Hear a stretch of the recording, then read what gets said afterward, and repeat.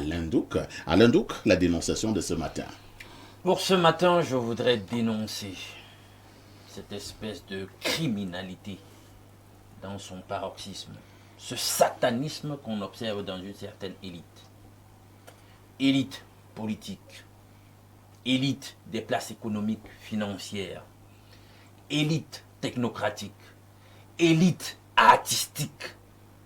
Justement, il y a quelques années, quand je publiais sur mes comptes de cette époque pour dire que la situation était grave, on est dans les années 2018. En réalité, les peuples du monde donnent un couperet au travers des élections à des gens qui viendront être simplement ceux qui vont les abattre.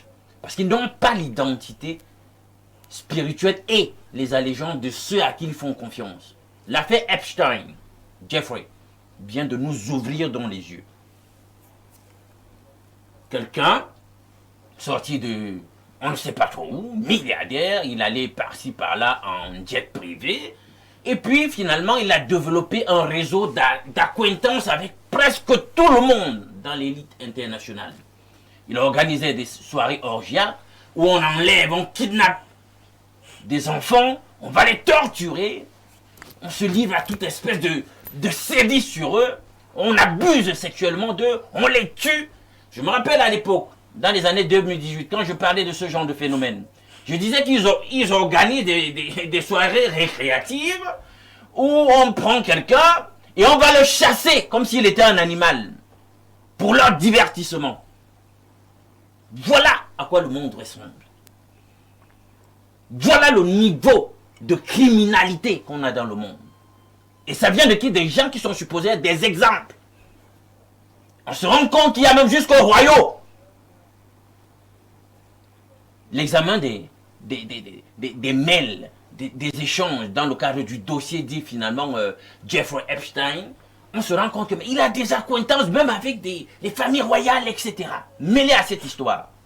Des sources disent qu'il aurait des accointances avec les services de barbouzerie. On cite notamment le Mossad et une autre source journalistique vient de citer le KGB. Donc, de toute façon, toute proportion gardée, on dira qu'il a des connexions avec des services de renseignement. Quelque part. Voilà à quoi ressemble le monde et c'est ce qu'il faut dénoncer. Si tel est le sommet, je me demande donc si ceux qui sont au sommet, c'est comme ça qu'ils se comportent. Mais attends, ils vont nous conduire où dans un gouffre? Alain Douc, de manière très claire, vous dénoncez quoi? Je dénonce la criminalité de ceux qui gouvernent. Et on peut faire un chassé-croisé, même dans notre contexte, pour voir que les crimes rituels, nous le savions ici, puisque ça va un peu dans ce sens, étaient alimentés par une certaine élite. Ah ben, nous n'avons aucune preuve, hein. Nous n'avons aucune preuve de ce que vous dites. Merci Alain Douc pour votre dénonciation. Je passe d'abord la parole hein, à Ibrahim Maxime Julien. Alors, quand Alain Douc était en train de parler pour dénoncer cela, je me demandais qu'est-ce qu'on peut faire, puisqu'il s'agit des rois, il s'agit des élites, il s'agit des champions. C'est vrai que le peuple a une responsabilité dans la mesure où quelquefois nous les désignons. Nous les désignons pour nous conduire. Mais la vérité est que le pouvoir a toujours eu un lien très poussé avec la spiritualité. Et qu'on le veuille ou qu'on ne le veuille pas, la spiritualité, ça marche beaucoup avec le sang. Ah bon? Ça marche beaucoup avec le sang. Le sang, c'est un peu comme le carburant des esprits ou des entités qu'on accepte de déployer. C'est en fait ça. Et moi, je suis chrétien et généralement, tu vois, même chez les chrétiens, il y a le sang. Nous-mêmes, pour nous protéger à un certain niveau, dans une dimension spirituelle, on prend du sang. Quand on va à l'église, on dit voici mon corps, voici mon sang. Prenez ça, buvez en mémoire de moi. Tu penses que tu bois quoi? On boit du sang à l'église. Tu bois, dans la dimension spirituelle, c'est du sang que tu es en train de boire. Même si c'est le jus naturel ou le corps de Christ, etc. Ce que vous dites là est dangereux. C'est très grave. C'est un fait. Non, c'est pas un fait. C'est un très fait. grave. Je prends un exemple. C'est une déformation. Je prends un exemple assez simple. Hein. Il y a la représentativité des choses sur le plan physique, il y a la représentativité des choses sur le plan spirituel. Tout à fait. Et autant vous voyez les mystiques qui sont du côté du royaume ténébreux aller faire des sacrifices, boire du sang liquidé, c'est parce qu'ils activent des entités, des dominations pour travailler pour eux et avoir un contrôle sur la population qui est présente là. Et autant ce principe de la vertu du sang est présent dans le secteur de la lumière, autant il est présent dans le secteur des ténèbres. Donc ce que moi je peux dire, effectivement, l'interpellation qu'il fait, c'est peut-être que le commun des mortels commence à réfléchir un tout petit peu et à se poser des questions sur les choix que nous faisons souvent, sur l'analyse des profils que nous validons et sur les personnes que nous recommandons pour nous diriger. J'ai lu un jour, au niveau de la Bible, je ne sais pas si j'avais bien lu, où c'était l'un des derniers rendez-vous de Jésus avec ses apôtres. Il leur disait, prenez ceci, buvez-en tous, ça c'est la coupe de mon sang, que vous ferez cela en mémoire de moi. Le sang de l'alliance nouvelle et éternelle sera versé pour vous. J'ai lu ça quelque part. Je ne maîtrise plus la page de la Bible en question, mais j'avais lu un truc. Non, moi je pense que quand la Bible dit sang, c'est sang. Où Jésus demandait à ses apôtres de boire son sang.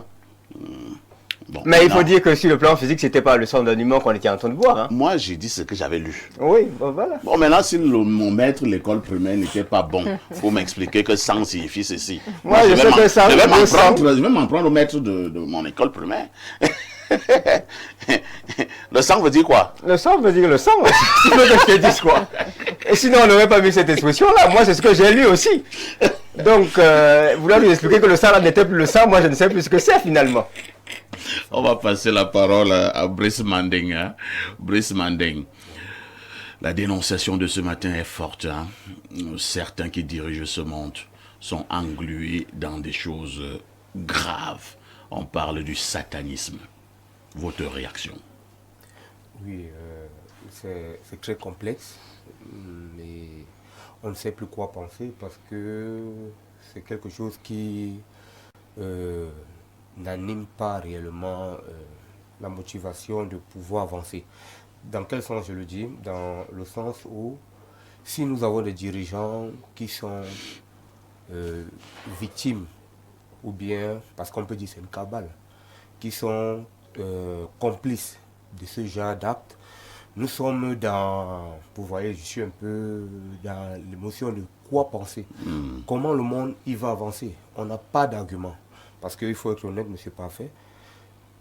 Trouver un argument pour ce genre d'acte, on ne peut pas l'imaginer. Pour la torture des enfants, pour la torture de l'être vivant. On dit que parfois on prend une fillette, on la torture, elle est abusée sexuellement. C'est très choquant. Jusqu'à ce que mort s'ensuive. Oui, c'est très choquant. Moi, j'arrive à en parler parce que... Et à côté, il y en a qui boivent et qui chantent et qui sont contents. Ils sont en extase. Justement. C'est pas de pratique, c'est des pratiques qui nous dépassent. Mais c'est pas fait. On ne peut pas trouver d'argument à ce genre de satanisme. Parce que le monde, malheureusement, comme le monsieur à côté, monsieur Ibrahim disait, le monde, malheureusement, est victime de cela. Et moi, je fais plutôt une conscientisation aux jeunes qui veulent l'entrepreneuriat, parce qu'on reste un peu dans le thème, l'entrepreneuriat facile. Accéder pour qu'on les appelle tout de suite PDG. Ils entrent dans le réseau, ils ne savent pas comment en sortir après. Ils savent justement, d'autres proposent, parce qu'aujourd'hui, il y a quelque chose de plus satanique qu'on néglige dans le monde, qu'on appelle quoi? TikTok. TikTok aussi est satanique? À partir de minuit, ceux qui sont plus curieux vont voir ils appellent ça des lives, où il y a des lives à rituel, il y a des lives sexuels, il y a des lives de drague, et il y a des lives parfois kémiques, politiques, sauf que ça crée une connexion avec beaucoup d'énergie que les gens négligent et que les gens ne savent pas comment ça absorbe. C'est pour ça que tout le monde a le tic du téléphone. Vous allez voir, la nouvelle génération des technologies a créé ce qu'on appelle une dépendance au tic de la technologie. Donc beaucoup de gens utilisent aujourd'hui la communication comme moyen d'assouvissement. C'est une forme de secte.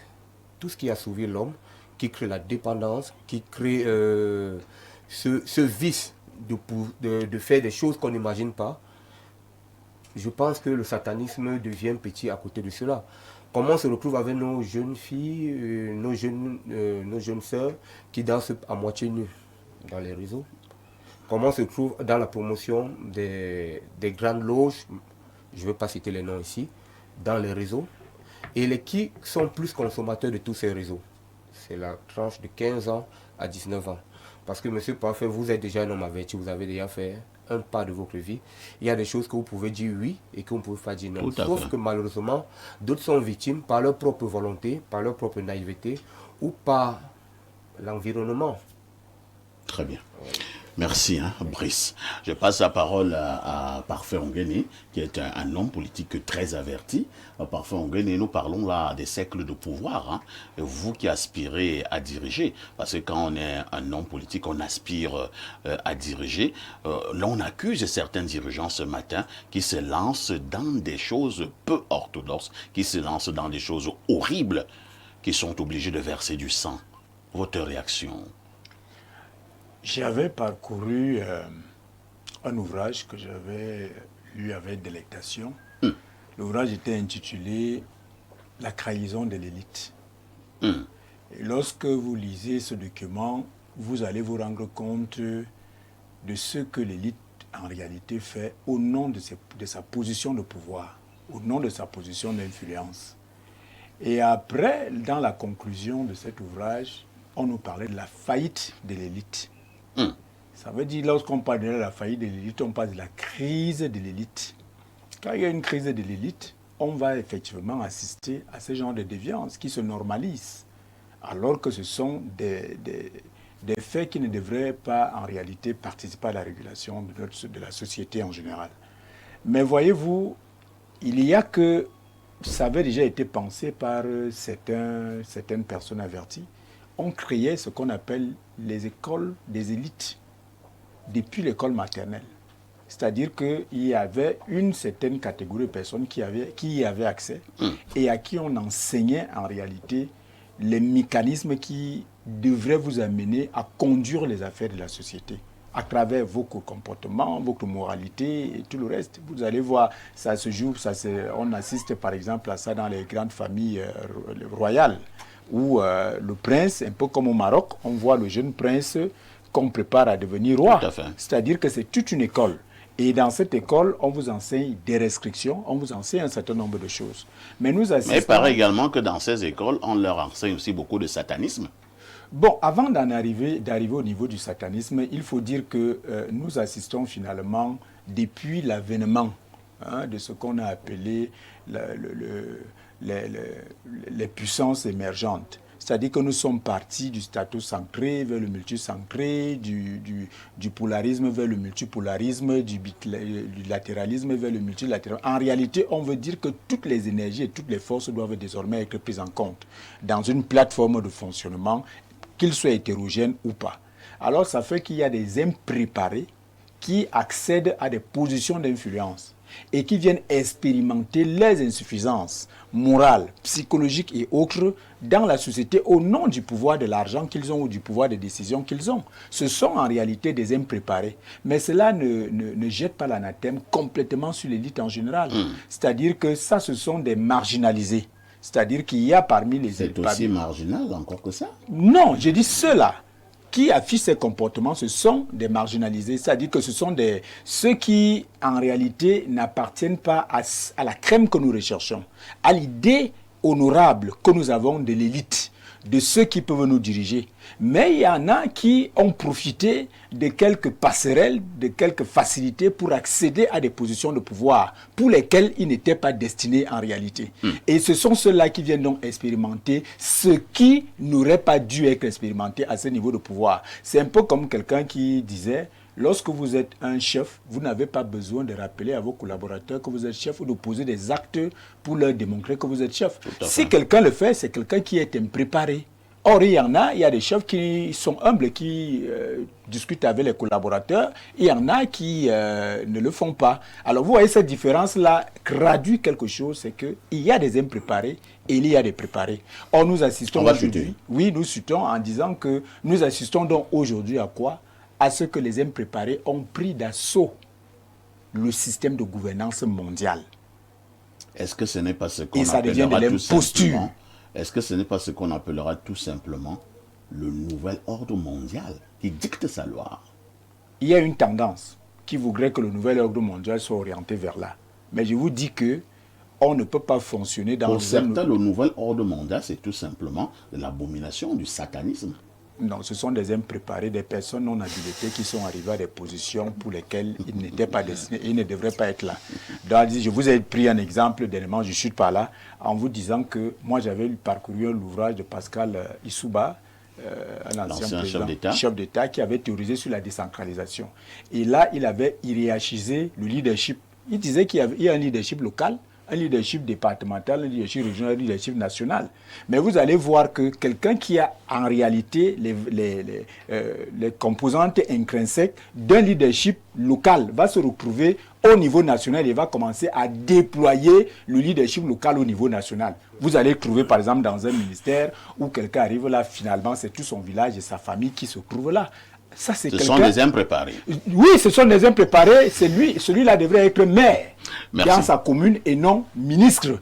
Alors c'est de ça que je vous passe à dire qu'il y a des confusions et il y a de l'impréparation. C'est compris.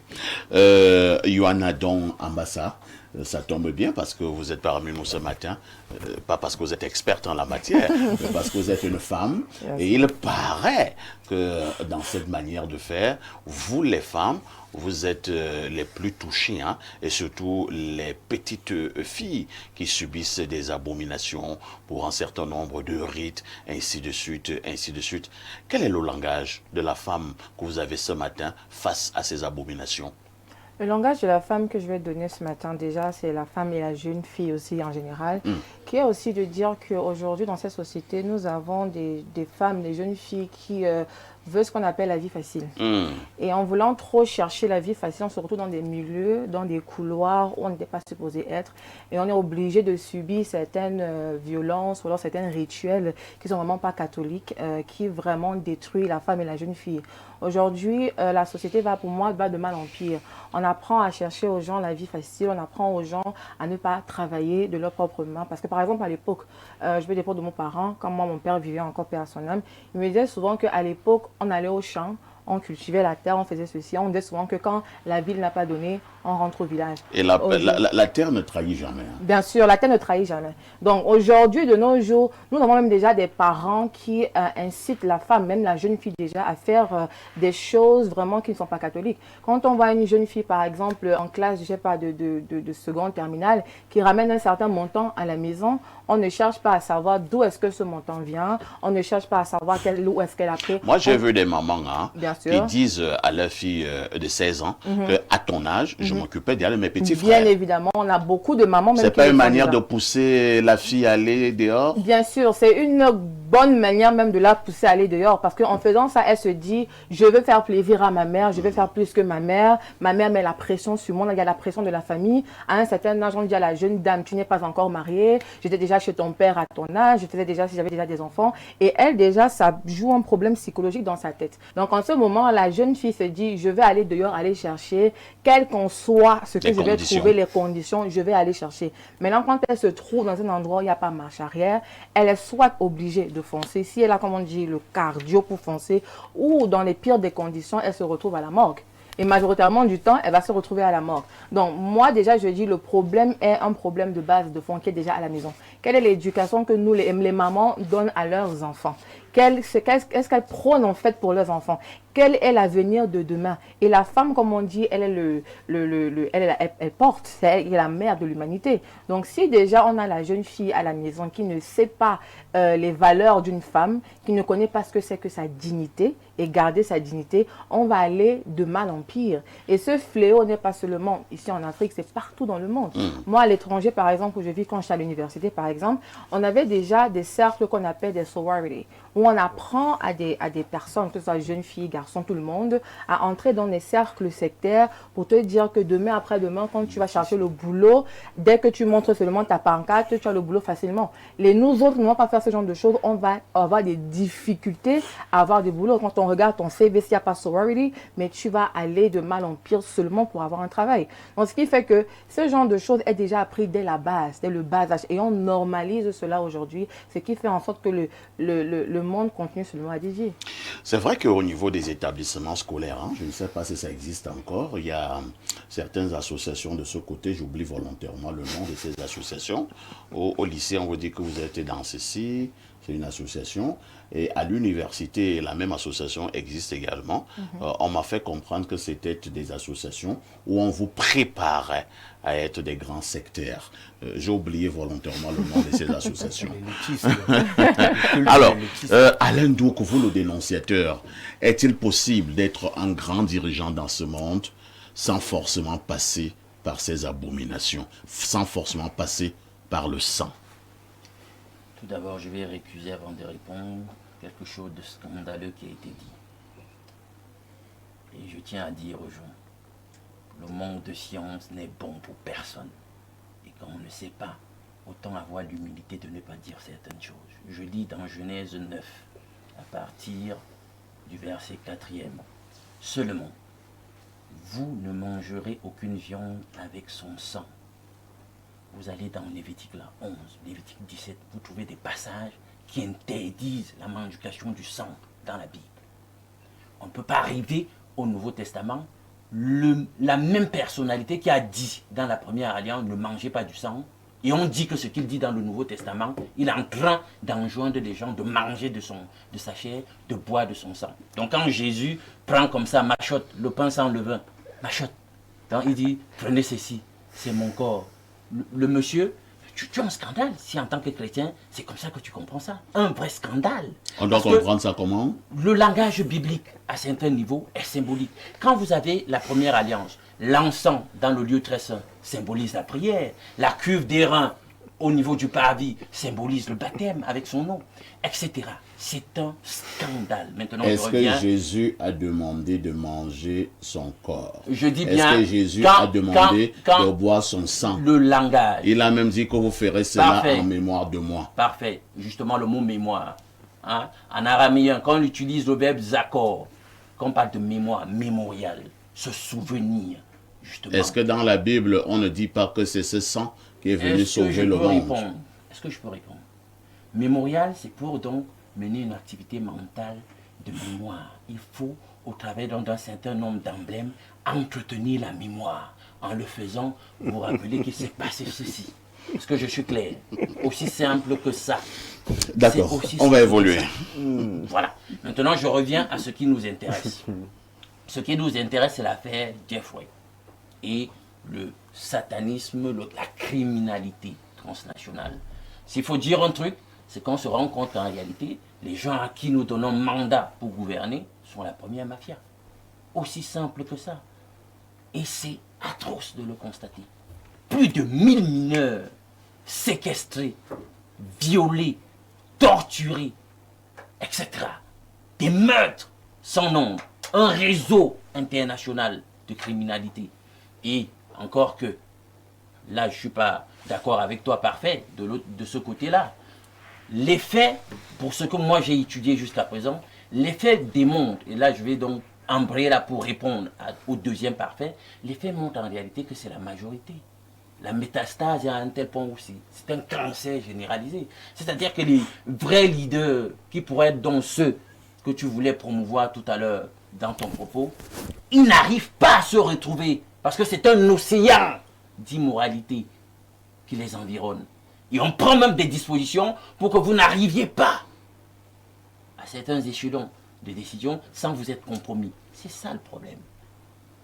Elle enseigne que pour arriver donc dans les hautes sphères où il faut changer la donne, où il faut apporter la lumière, on a tout fait pour verrouiller. C'est difficile.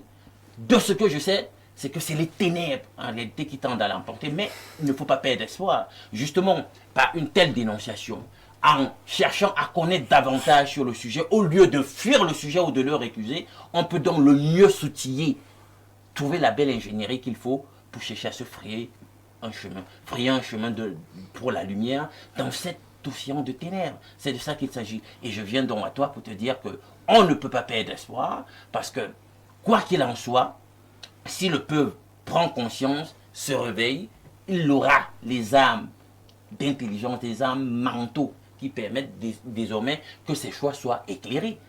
Parce que les gens parfois sont superficiels. Quand il y a des candidatages, ils ne vont pas chercher à remuer profond dans la vie de certaines personnes, voir leurs allégeances, voir leurs passifs, voir leur moralité, etc. avant de décider que, bien, c'est celui-là à qui il faut faire confiance. Les gens, ils sont toujours dans des effets d'entraînement. Ils ne se limitent qu'au superficiel, à ce qu'on veut bien leur donner, à la propagande. Et c'est pour cela que l'ingénierie sociale prospère. Parce que les gens ne veulent pas réfléchir. On a une meute, on a du troupeau. Comme disait Gustave Le Bon. Les gens ne font pas d'efforts de réflexion. S'ils réfléchissaient, la donne changerait. Merci. Allons du côté de notre messagerie qui explose comme d'habitude. Bonjour, le Viagra de la modération. Le Viagra. Et à tout ton panel, pour la dénonciation, l'enfant part de la maison pour le dehors, pour dire c'est un problème d'éducation. Beaucoup de parents aujourd'hui pensent que c'est le téléphone qui va éduquer leurs enfants. Revenons aux sources éducationnelles. C'est Boris depuis Mimboman qui nous envoie cette contribution. Bonjour parfait et à ton illustre panel. Merci pour tout ce que vous faites pour édifier le pauvre peuple camerounais, en particulier et pour les peuples du monde en général. Pour la dénonciation, je dis heureux les pauvres en esprit, car le royaume des cieux est à eux. Dès que j'ai dit ça, je ne dis plus rien. C'est Franck Elvis depuis Yaoundé. Un autre message, hein? Que dit ce téléspectateur? Bon, apparemment c'est un message personnel, mais moi je cherche des messages grand public. Bonjour parfait et à tout ton panel. Parfait Santana dit à Jésus, ça m'a été donné et je donne à qui je veux. Pour dire que c'est Satan qui gouverne le monde, qu'on ne vous trompe pas. C'est un veau à Yaoundé. Hein? Bon. Je ne sais pas si c'est Satan qui gouverne le monde. Bonjour, le meilleur journaliste et modérateur de l'Afrique centrale. Rien que de l'Afrique centrale. C'est réducteur. Pour l'instant.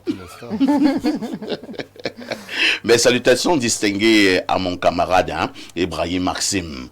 Cette affaire Epstein nous démontre une fois de plus que l'Afrique n'a pas de leçon à recevoir des Blancs. L'Africain doit se concentrer dans ses traditions. C'est Paquel Donald, à partir de Yaoundé, qui envoie cette contribution.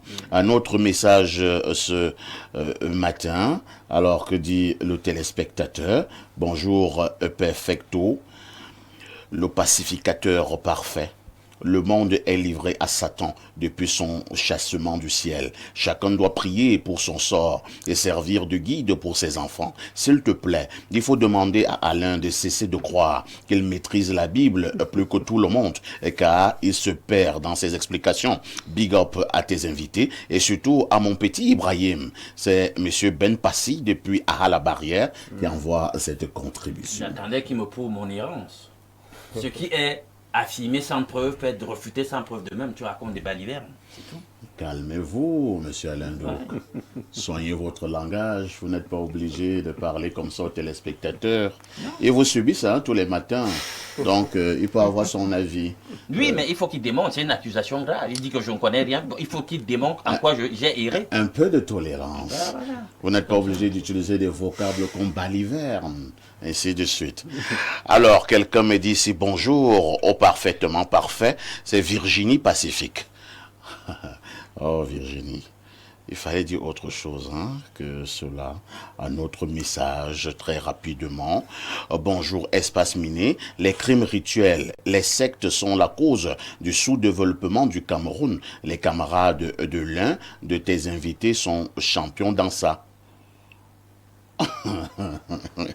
Moi je sais donc l'un là c'est qui? Il y a Ibrahim, il y a Brice, il y a Alain, il y a Perfecto, mon homonyme. Mais je peux quand même savoir qui veut faire allusion. Et continue. Perfecto, l'inflation est de retour dans nos marchés à cause du blocus du port par les camarades Parfait Ongeni qui se battent pour le contrôle du pouvoir. C'est Gaël Adouala qui envoie cette contribution. Un autre message, bonjour Espace Mini, les crimes rituels, les sectes sont... Bon, on a lu ce message, hein? Vous n'êtes pas obligé de l'envoyer plusieurs fois. On prend celui-ci. Bonjour Perfecto et bonjour à tout le panel, particulièrement à Alain Douk, mon tata, même s'il ne le sait pas encore. On peut bel et bien devenir quelqu'un de bien et de haut placé en étant intègre. C'est les suppôts de Satan qui veulent nous faire croire que c'est impossible, au point où tout le monde a peur. On va dire que le diable gouverne le monde, mais si le monde résiste encore, c'est certainement parce qu'il y a encore des âmes pures qui le combattent sans relâche. Moi particulièrement, je pense que c'est même devenu un indicateur de réussite, c'est-à-dire que tant qu'on ne m'a pas encore accusé de sorcellerie, ça veut dire que... Ça veut dire quoi? Je dois encore beaucoup travailler. C'est le jour où on commence à t'attribuer ces choses bizarres que tu comprends que tu es en train d'évoluer. S'il te plaît, Perfectinho, je veux le numéro de la dame sur le plateau. Je veux lui donner quelques conseils. C'est Black Rogers International. Black Rogers, la dame sur le plateau vous a dit qu'elle a quel problème? La dame me dit qu'elle n'a pas besoin de tes conseils.